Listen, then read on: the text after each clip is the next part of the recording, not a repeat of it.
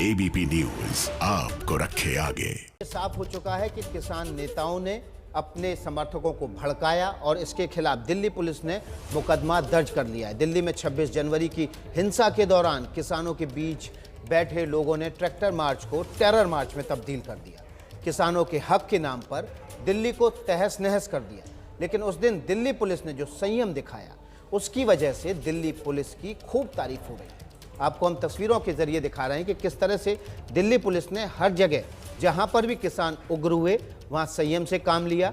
जहां तक कोशिश हुई कि किसानों को उत्पात करने से, उपद्रव करने से रोका जाए। किसानों ने नांगलोई बॉर्डर पर, अक्षरधाम, आईटीओ और लाल किले पर उत्पात मचाने के दौरान दिल्ली पुलिस से बार बार सामना हुआ। बार बार दिल्ली पुलिस को निशाने पर लिया गया। दिल्ली पुलिस पर ट्रैक्टर चढ़ाने की कोशिश भी की गई। यहाँ तक कि महिला पुलिस कर्मियों को भी नहीं बख्शा गया। लाल किले पर तो ऐसी नौबत आ गई कि पुलिस वालों को कूद कर अपनी जान बचानी पड़ी।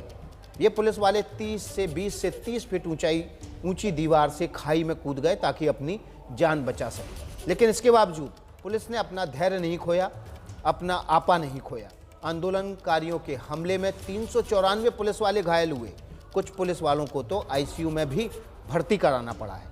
आईपीएस अधिकारी से लेकर कांस्टेबल तक हर रैंक के पुलिस वाले भीड़ की हिंसा का शिकार बने। आज इन्हीं घायल पुलिसकर्मियों से मिलने के लिए गृह मंत्री अमित शाह जा रहे हैं। अब से करीब आधे घंटे बाद गृह मंत्री अमित शाह सिविल लाइन्स इलाके में शिशु ट्रॉमा सेंटर और तीरथ राम अस्पताल जाकर घायल पुलिस वालों से मिलेंगे, उनका हालचाल जानेंगे। हम आपको लगातार अपडेट दे रहे हैं। 26 जनवरी को गणतंत्र दिवस के दिन हिंसा से जुड़ी हुई दूसरी तस्वीरें भी थी।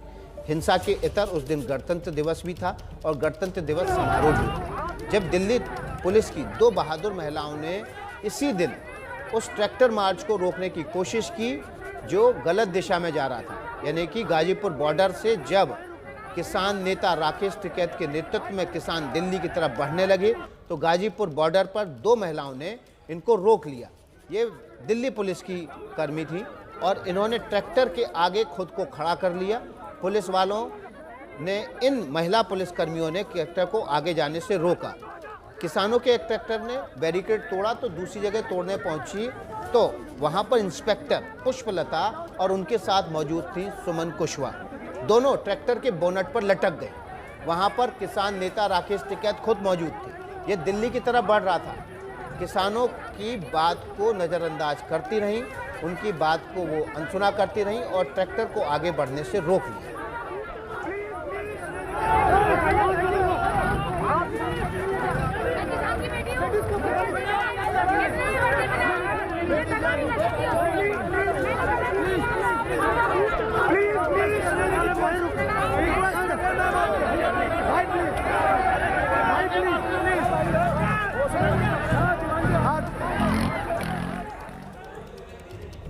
तो राकेश टिकैत कल एबीपी न्यूज से जुड़े थे। हमने उनसे सवाल भी पूछा था कि आप लाल कुआं की तरफ जाना था, लाल किले की तरफ कैसे चले गए, तो उन्होंने कहा नहीं, मैं नहीं गया। लेकिन ये तस्वीर जो आपने देखी थी, ये इस बात की तस्दीक करती है कि राकेश टिकैत ने खुद अपने समर्थकों को लाल किला जाने के लिए प्रेरित किया था। वे खुद उस हुजूम का नेतृत्व कर रहे थे जब वहाँ पर इंस्पेक्टर सुमनलता और सुमन कुशवाहा मौजूद थी, जिन्होंने इन किसानों को और राकेश टिकैत को रोका।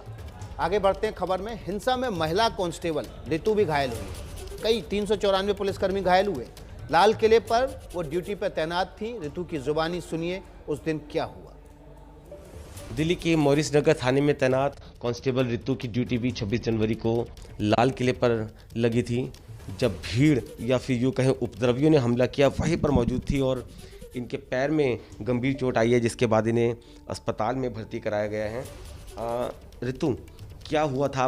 कहाँ पर आपकी ड्यूटी थी? क्या मतलब एकदम से देखा मंजर? सर, हमारे लाल किले पर ये ड्यूटी थी और वहाँ से फिर किसान आए जो बहुत दंगा करते हुए आए, बहुत शोर शराबा करते हुए आए और हम वहीं पर थे तो सब तोड़ फोड़ कर दिया।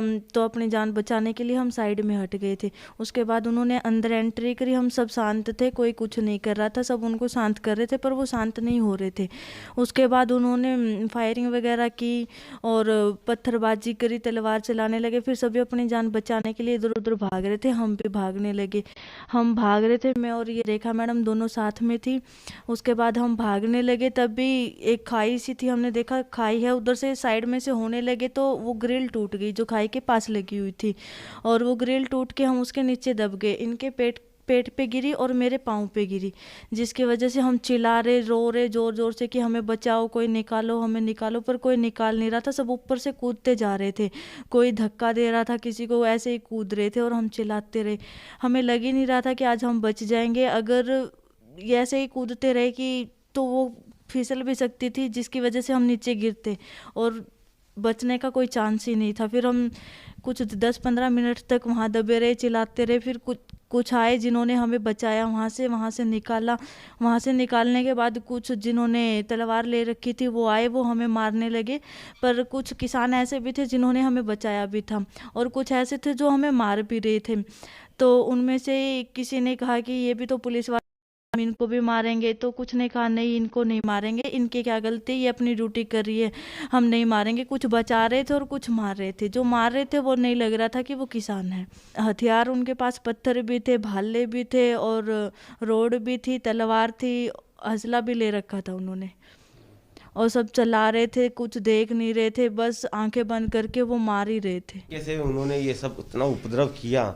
आपको लग रहा है कि वो लोग किसान ही थे या जी कोई नहीं, और? लग ही नहीं रहा था वो तो किसान है, और हो ही नहीं सकता वो किसान थे। किसान ऐसा कर ही नहीं सकते। कुछ ऐसे तो जिन्होंने हमें बचाया भी है, वो तो किसान लग रहे थे कि इन्होंने हमें बचाया, किसान है। पर जो मार रहे थे उन्हें, वो नहीं थे, किसान थे ही नहीं।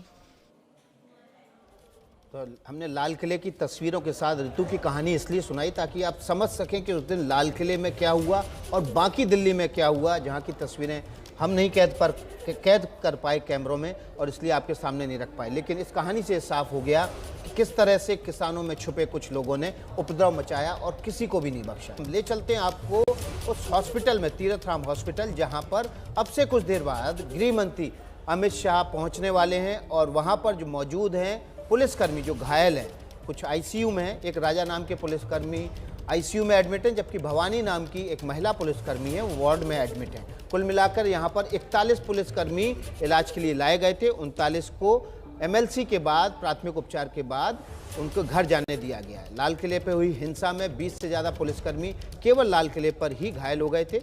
हेड कांस्टेबल संदीप भी इसमें शामिल थे।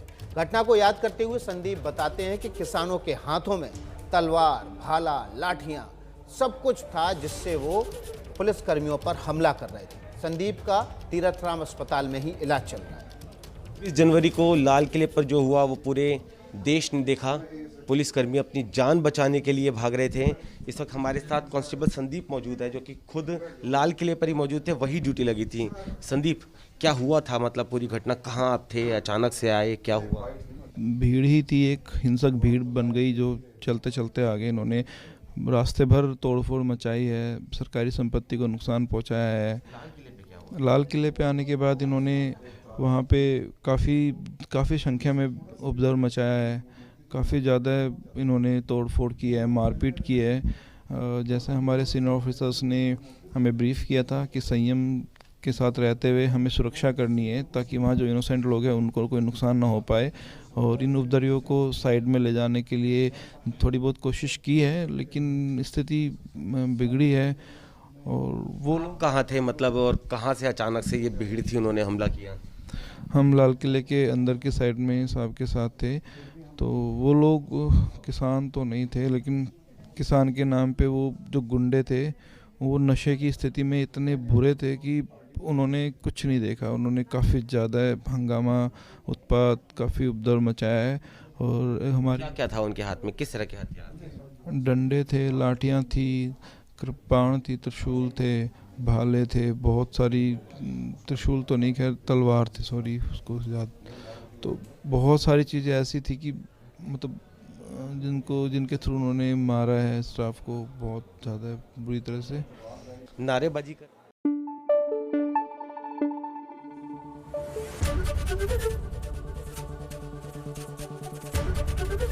एबीपी न्यूज आपको रखे आगे।